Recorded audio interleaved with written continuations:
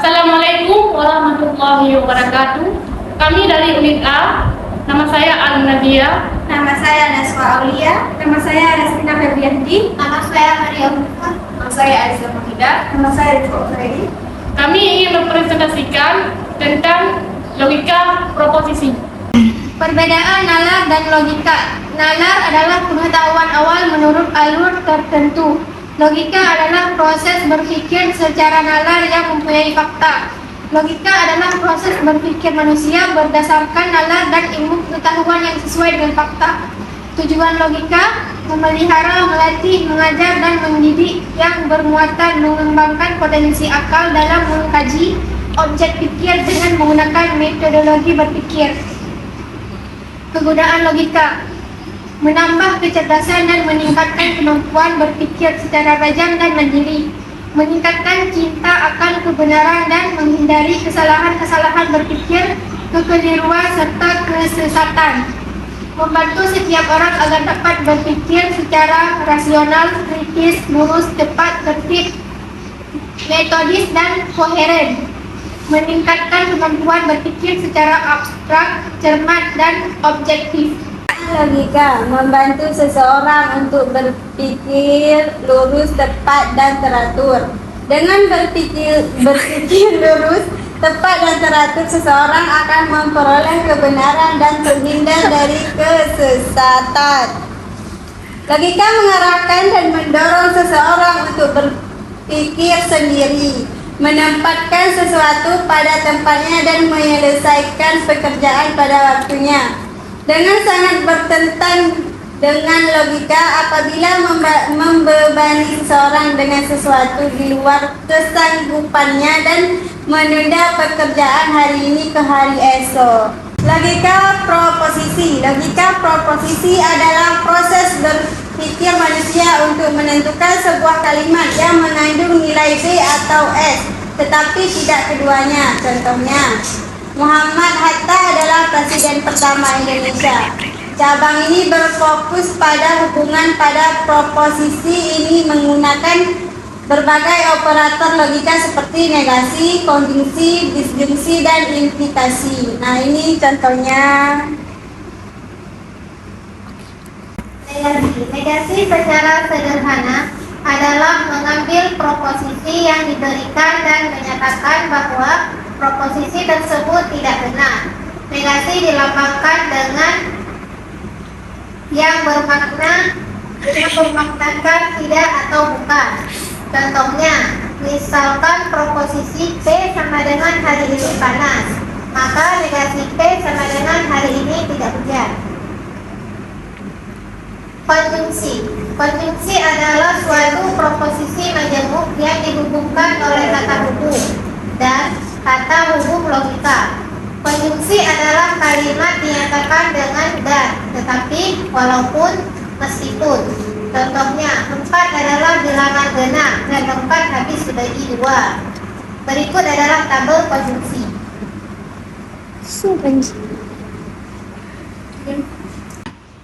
Disjungsi. Disjungsi adalah istilah yang digunakan dalam logika dan matematika untuk menggambarkan hubungan antara dua pernyataan yang dinyatakan dengan operator atau OR. Disjungsi menyatakan bahwa paling tidak salah satu dari dua pernyataan tersebut benar. Dalam notasi logika, disjungsi antara dua pernyataan P dan Q ditulis dengan P atau Q. Contoh, P hari ini tidak cerah, Q hari ini mendung. P atau Q hari ini tidak cerah atau hari ini mendung. Berikut adalah tabel kebenaran.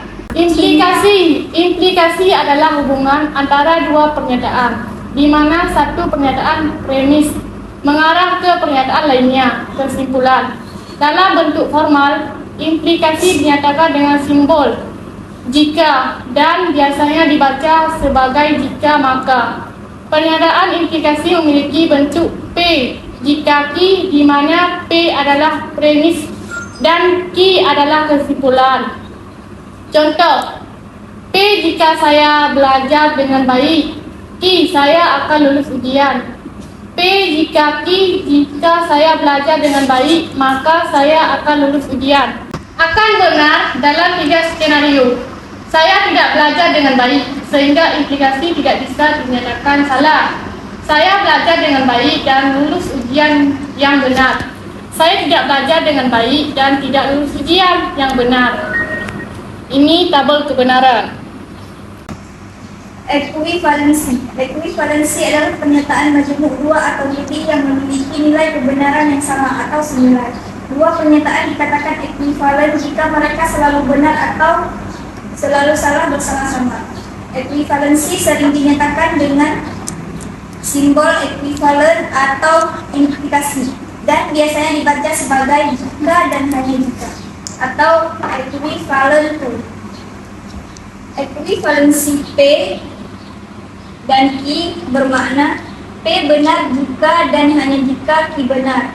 P salah jika dan hanya jika Q salah. Covered adalah pernyataan yang diperoleh dengan membalikkan implikasi atau pernyataan bersyarat. Sederhananya, covered adalah kebalikan dari implikasi. Contoh, suatu implikasi memiliki rumus P jika Q, maka coverednya adalah kebalikannya, yaitu Q jika P. Inverse merupakan negasi dari pernyataan implikasi. Contoh, suatu implikasi memiliki rumus P jika Q, maka inverse-nya adalah negasi implikasi tersebut, yaitu negasi P jika negasi Q. Implikasi: jika saya lapar, maka saya makan.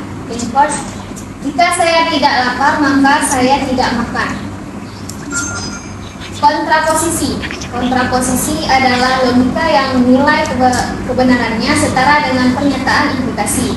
Artinya, jika implikasi bernilai benar, maka transposisinya juga bernilai benar. Namun, jika implikasinya bernilai salah, maka transposisinya juga bernilai salah. Jika suatu implikasi berupa I jika Q, maka transposisinya adalah kebalikan dan negasinya yaitu negasi Q jika negasi P. Implikasi: jika saya lapar, maka saya makan. Transposisi: jika saya tidak makan, maka saya tidak lapar. Ini contohnya. Ini contohnya. Sekian presentasi dari kami tentang logika proposisi. Wassalamualaikum warahmatullahi wabarakatuh.